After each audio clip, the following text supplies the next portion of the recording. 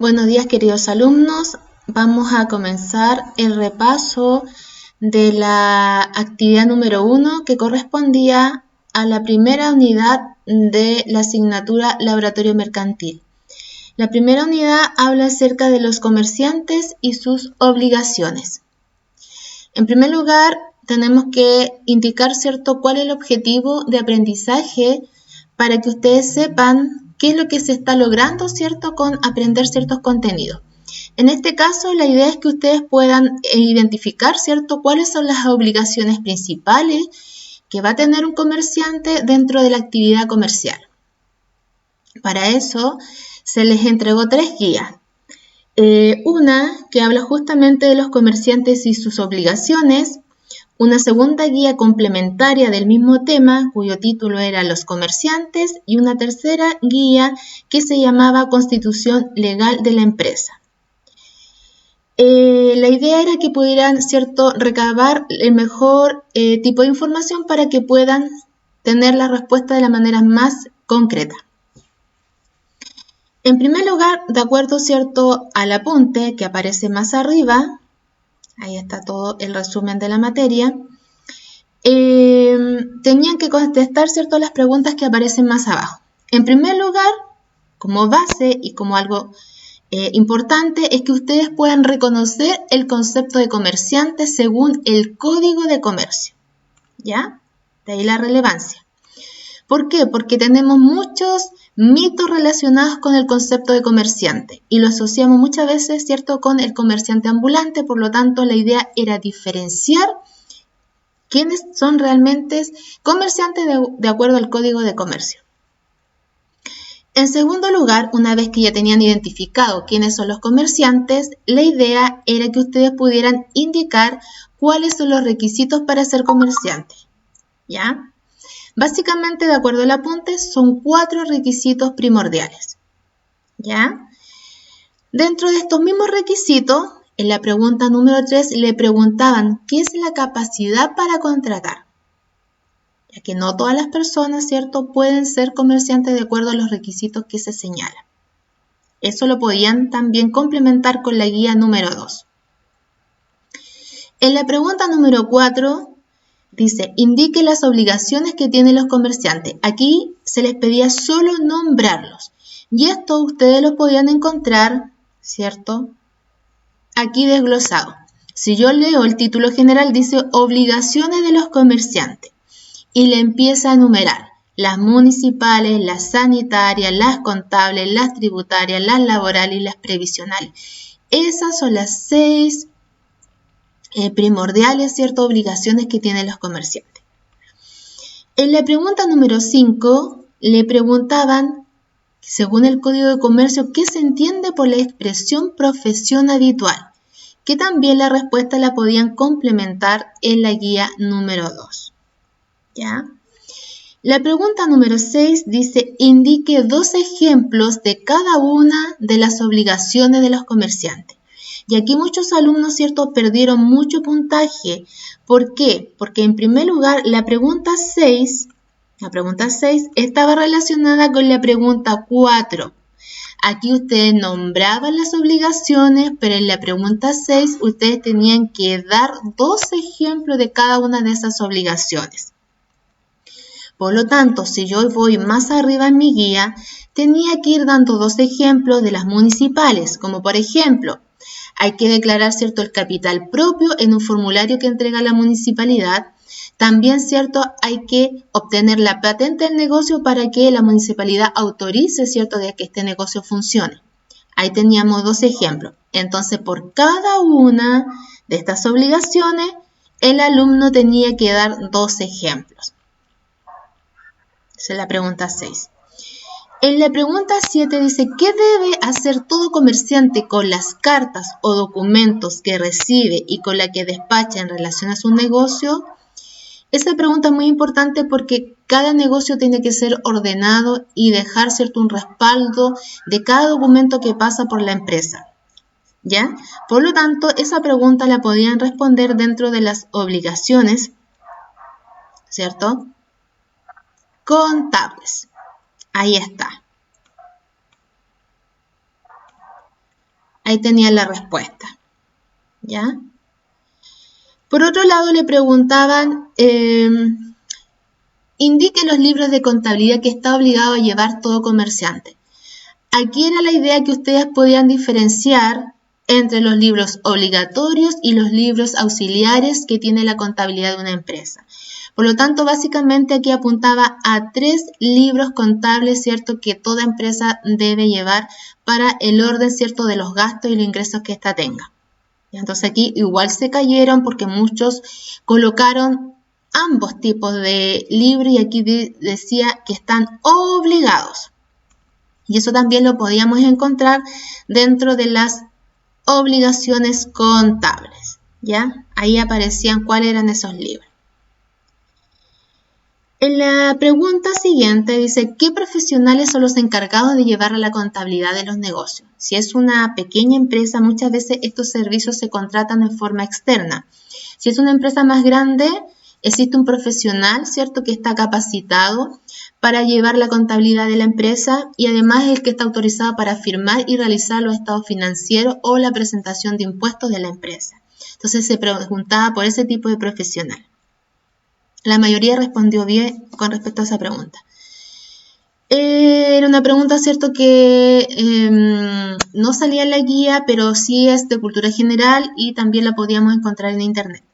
En la pregunta número 10 dice, ¿qué obligación anual impone la ley a los comerciantes en relación a la contabilidad de su negocio? Esto también es importante porque cada empresa debe cerrar anualmente el ciclo de la actividad comercial. Por lo tanto, esa pregunta nosotros la podíamos encontrar dentro también de las obligaciones contables. Ahí estaba. ¿Ya? En la pregunta número 11, ¿cuál es la diferencia entre negocio y empresa? Aquí yo los invité, ¿cierto?, a que se metieran en la plataforma de Classroom, porque en esta plataforma yo subí un video donde ustedes podían visualizar, ¿cierto?, cuál era la diferencia. Si bien hay una línea divisoria bien sutil en relación a lo que es un negocio y una empresa, no es lo mismo.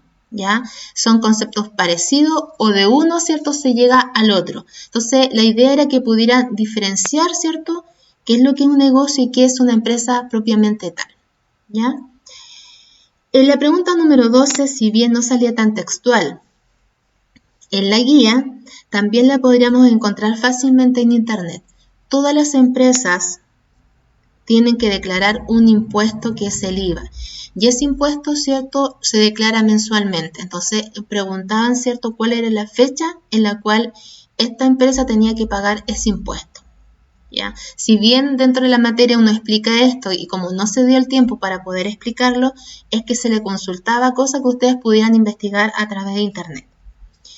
En la pregunta número 13 dice, ¿qué debe timbrar ante el servicio de impuestos internos el comerciante? Eso también está dentro de las obligaciones. ¿Ya? Dentro de las obligaciones contables. Básicamente apuntaba hacia 3 cosas, pero yo igual acá quería hacer una aclaración de que actualmente, ¿cierto?, ya las facturas están todas digitalizadas, por lo tanto ya no es necesario que se timbren en el servicio de impuestos internos. No así las boletas, ¿cierto?, que sí, aún, ¿cierto?, se siguen timbrando a pesar de que también hay boletas electrónicas. En la pregunta número 14 dice, el comerciante debe afiliar a sus trabajadores a. Esta respuesta la encontramos dentro de las obligaciones, ¿cierto?, previsionales. Cuando una persona crea un negocio o una empresa, va necesariamente a tener que contar con un capital humano o trabajadores a su disposición. Por lo tanto, también aquí aparece una obligación de parte del empresario, ¿cierto?, o del dueño de esta empresa, de afiliar a sus trabajadores a distintos ámbitos. Entonces se le consultaba a dónde tiene que afiliar, a dónde tiene que incorporar. Entonces aquí encontramos, ¿cierto?, la respuesta a esa consulta. Ya, por un lado al sistema de pensiones, por otro lado un sistema de salud y también no nos debemos olvidar que los trabajadores también pueden sufrir algún accidente, por lo tanto también hay que afiliarlo a alguna mutual. En la segunda parte de la guía tenían que ustedes identificar algunas partes importantes, ¿cierto?, de información que tiene una boleta. ¿Ya? Si bien esta actividad yo la hacía con el alumno de manera presencial, entregándole a cada uno una boleta, la pegaban en su cuaderno, pero por situaciones especiales estamos trabajando de esta manera. Entonces la idea era que ustedes al leer la boleta pudieran identificar cuál es el nombre o la razón social de la empresa. ¿Por qué es importante esto? Porque muchas veces confunden el nombre formal de la empresa con el nombre fantasía. Entonces la idea era que ustedes colocaran ahí, ¿cierto?, cuál era el nombre real de la empresa, el RUT que significa rol único tributario, que aparece aquí, que es un numerito, y que identifica, ¿cierto?, al emprendedor, empresario, dueño de un negocio, ¿cierto?, como contribuyente. El giro o objeto de la empresa se refiere, ¿cierto?, a qué rubro se va a dedicar esta empresa, qué es lo que va a vender o qué servicio va a ofrecer. Y eso lo encontramos aquí abajito, ¿ya? Y en el tipo de empresa, ustedes ahí, ¿cierto?, tenían que identificar a qué criterio de la hojita que yo les entregué, ¿cierto?, o que yo les mandé, correspondía.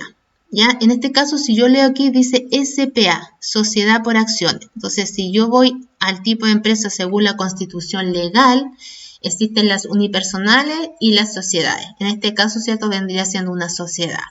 ¿Ya? También si yo leo aquí el giro de la empresa, puedo entender que es una empresa comercial. ¿Ya? Entonces, podría ir dando vislumbres de diferentes tipos de empresas de acuerdo a lo que yo voy leyendo, porque igual puedo, por ejemplo, de acuerdo a esto, decir que es una empresa de tipo privado o una pequeña empresa.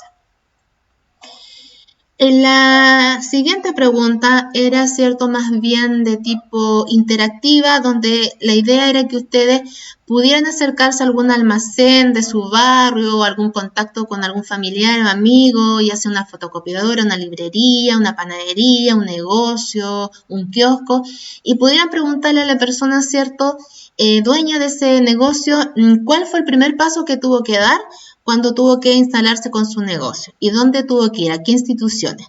¿Ya? Entonces, por eso era la idea que fuera como más en terreno. Y en la última pregunta, la idea es que ustedes hicieran un esquema para que no fuera tan lineal la información y pudieran hacer un tipo mapa conceptual, ¿cierto?, de cómo se constituyen legalmente las empresas. Para esto podían buscar la información dentro del apunte que le llamé Constitución Legal. Ahí había parte de la información, y por otro lado lo podían hacer directamente a través de internet, ¿ya? Entonces la idea era que si yo quiero formar una empresa, ¿cuáles son los pasos que yo tengo que dar? Si va a ser una empresa unipersonal o si va a ser una empresa, ¿cierto?, unipersonal, pero si la voy a constituir como sociedad. ¿Ya? A esa empresa le llaman empresa individual de responsabilidad limitada, y en este caso igual tiene que tener una escritura pública, y en ese sentido se parece también a la sociedad porque serían más o menos los mismos pasos a realizar.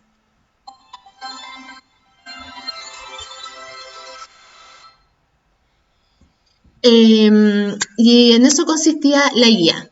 ¿Ya? Entonces aquí la última parte, la idea era que ustedes pudieran comentar que al formalizar una empresa hay que ver qué tipo de empresa se quiere formar, si quiere ser una empresa unipersonal o una sociedad.